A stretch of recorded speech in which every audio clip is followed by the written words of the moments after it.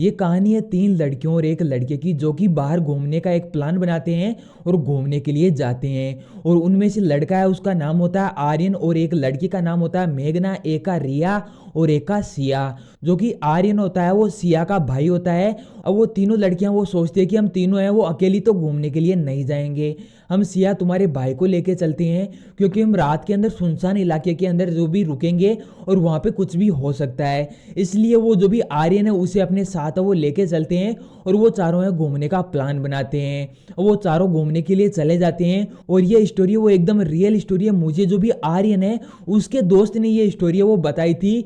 जब मैंने ये स्टोरी सुनी तब मेरी जो भी रोंगटे हैं वो भी खड़े हो गए और जो भी मेरी चुटिया है वो भी खड़ी हो गई। तो अभी देख सकते हो मेरी जो भी ये चुटिया है वो अभी भी तो बैठी हुई है, लेकिन कुछ टाइम बाद देखना ये चुटिया वो भी खड़ी हो जाएगी। तो इसे गौर से देख लेना और इस वीडियो को भी गौर से देखना। और वो एक सुनसान इलाके के अंदर घूमने के लिए चले जाते हैं। वहाँ पे जंगल होता है और कुछ पहाड़ होते हैं। वो पहाड़ से आगे की तरफ जाते हैं, वहाँ पे एक जंगल होता है। उस जंगल के अंदर एक सुनसान जो भी घर होता है, जो भी एक बंगला होता है पुराना। उस बंगले के दरवाजे के ऊपर लिखा हुआ होता है यहाँ पे खतरा है, इसके अंदर जाना यानी कि मौत से खेलना होता है। अभी वहां पे वो रिया है वो उस बंगले को देखती है और वो बोलती है कि रात के अंदर हम इस बंगले के अंदर रुकेंगे। लेकिन वो तीनों है वो बोलते हैं कि हम इस बंगले के अंदर नहीं रुकेंगे, हम अपना टेंट है वो लगाएंगे और उसी के अंदर रुकेंगे। अब वो बोलते हैं कि हम टेंट लगाएंगे हमें घंटा भर लगेगा, उसे सुबह उतारने के अंदर भी हमें घंटा भर हमारा जो भी है वो खराब हो जाएगा। वो चारों राजी हो जाते हैं रिया की बात से और वो उस बंगले के अंदर चले जाते हैं। जैसे वो उस बंगले के अंदर प्रवेश करते हैं उन्हें एक अजीब सी चीख वो सुनाई देती है और ठंडी ठंडी हवा है वो चलने लगती है। अब उन्हें ऐसा लगता है कि ऐसे ही ये चीख है वो तो ऐसे ही सुनाई दी होगी और यहाँ पे ठंडी हवा चल रही है, इसकी वजह से कोई सीटी है वो बजी होगी या किसी झाड़ियों की कोई भी आवाज़ होगी। वो इसे इग्नोर कर देते हैं और खाना पीना खाते हैं और एक रूम के अंदर रेस्ट है वो करने के लिए वहाँ पे चले जाते हैं। और जो भी वहाँ पे सीटें थी, जो भी वहाँ पे बिस्तर था उसे झटकाते हैं और उसके ऊपर जो भी बैठ जाते हैं साफ करके वहाँ पे बैठ जाते हैं। वो बातें करने लगते हैं। तब तक रिया है उसे प्यास लगती है और जो भी उनके पास पानी था वो खत्म हो चुका होता है। वो रिया बोलती है कि मैं यहाँ पे आसपास में देखती हूँ कि यहाँ पे पानी है या नहीं, अगर मुझे प्यास लगी अगर पानी मिलता है तो मैं पीती हूँ क्योंकि मुझे प्यास है वो लग गई है। तो वो वहाँ पे उस पानी की तलाश में वहाँ पे निकलती है। जैसे वो दरवाजे के पास आती है वहाँ पे एक जो भी कांच होता है वो कांच था। उस कांच के ऊपर जैसे उसकी नज़र पड़ती है तो उस कांच के अंदर एक ऐसा साया होता है जिसे देख रिया वो घबरा जाती है और एकदम से चिल्लाती है और अपने दोस्तों की तरफ देखती है। जब भी वो अपने दोस्त उसके पास आते हैं और वो बोलती है कि इस कांच के अंदर देखो कुछ साया है। जैसे वो सभी उस कांच की तरफ देखते हैं तब तक वो कांच वो टूट चुका होता है और वो सभी रिया को बोलते हैं कि यहाँ पे कुछ भी नहीं है, ये कांच तो टूटा हुआ है। फिर वो उसे बोलता है कि तुझे कोई भ्रम हुआ होगा, तुझे कोई छलावा हुआ होगा। अब वो उसे छोड़कर वो रिया है वो पानी की तलाश में निकल जाती है। और अब रिया की कुछ देर बाद अजीब सी आवाज आती है और चिल्लाने की आवाज आती है कि मुझे बचाओ मुझे बचाओ। अब आर्यन, मेघना और जो भी सिया है वो रिया की आवाज को फॉलो करते हुए उस बंगले के पीछे की तरफ चले जाते हैं।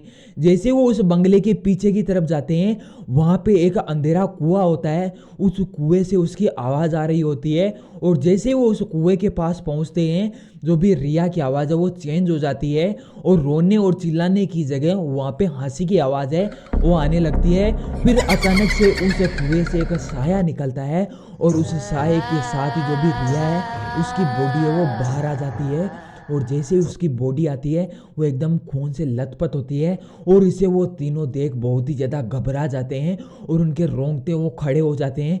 जैसे उनकी रोंगटे खड़े होते हैं अब वो वहाँ से भागने की कोशिश करते हैं, लेकिन जो भी बंगला था उसके दरवाजे हैं वो सभी बंद हो जाते हैं।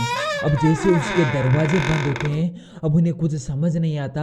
अब वो तीनों भागे उस हवेली के अंदर आ जाते हैं और जैसे उस हवेली के अंदर आते हैं उनका जो भी कुछ साया है वो उनका पीछा करने लगते हैं और उनके ऊपर अटैक करने लगते हैं। कभी सिया है उसके बाल पकड़कर उसे खींचते हैं तो कभी मेघना उसके बाल पकड़कर खींचते हैं और कभी जो भी आर्यन है उसकी टांग पकड़ के उसे खींचते हैं। अब जो भी आर्यन है वो सिया और मेघना है उनकी हिफाजत करता है, उनकी जो भी रक्षा करने के लिए उनके आगे आता है, उन्हें अपने पीछे कर लेता है कि तुम मेरे पीछे आ जाओ, मैं इनका देखता हूँ कि ये मेरे साथ क्या करते हैं। लेकिन वो कभी कुछ करते हैं तो कभी कुछ करते हैं और वो तीनों हैं वो इतने ज़्यादा घबरा जाते हैं। अब इसी बीच जो भी मेघना होती है उसे आर्यन के ऊपर जो भी थोड़ा बहुत प्यार है वो आने लगता है क्योंकि वो उनकी हिफाजत करता है, उनकी रक्षा करता है।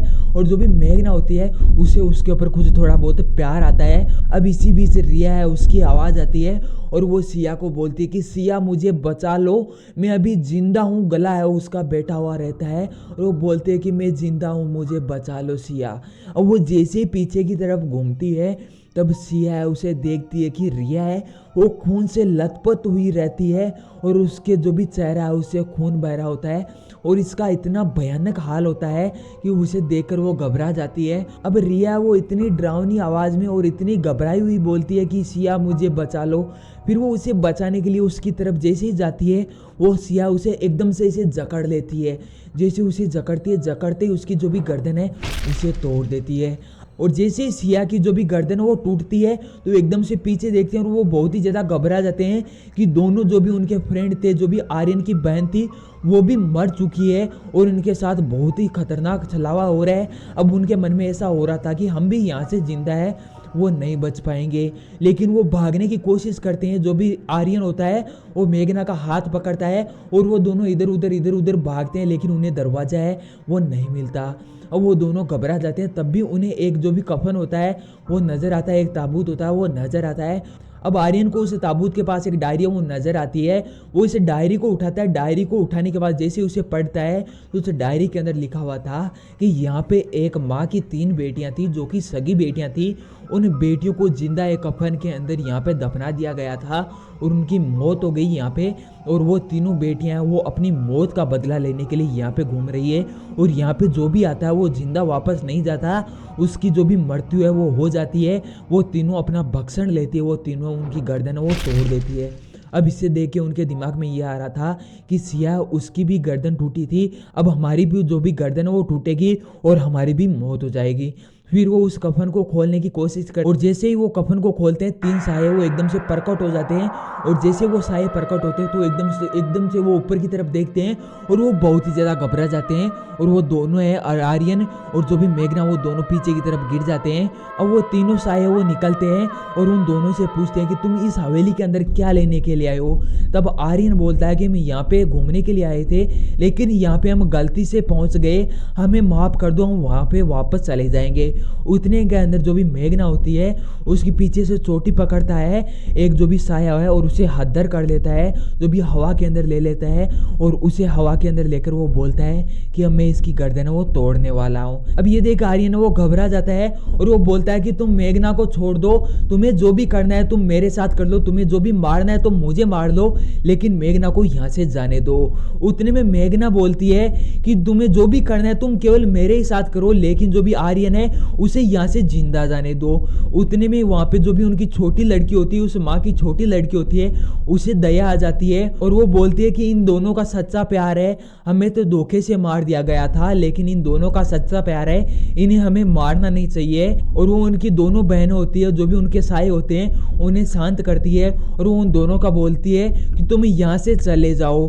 फिर एक खिड़की का दरवाज़ा वो खोलते हैं और वो दोनों उस खिड़की के दरवाजे से निकलते हैं और वहाँ से वो भाग जाते हैं और वो दोनों अपनी लव स्टोरी के कारण बच जाते हैं। इतनी भयानक घटना हुई थी उसके अंदर, जो भी आर्यन है उसने अपनी बहन और जो भी मेघना थी उसने अपनी दोस्त है, उन दोनों दोस्तों को खोया था। उन्हें ये घटनाएं वो आज भी याद रहती है और आने के बाद उन्हें 1 महीने तक उनकी हालत वो इतनी ज़्यादा ख़राब थी कि वो बेड से वो दोनों उठ नहीं पाए। अगर ये कहानी आपको अच्छी लगी हो तो कमेंट में एक प्यारा सा कमेंट कर देना और इस वीडियो को लाइक कर देना। ऐसी और हॉरर वीडियो देखने के लिए आप इस चैनल को सब्सक्राइब भी कर सकते हो।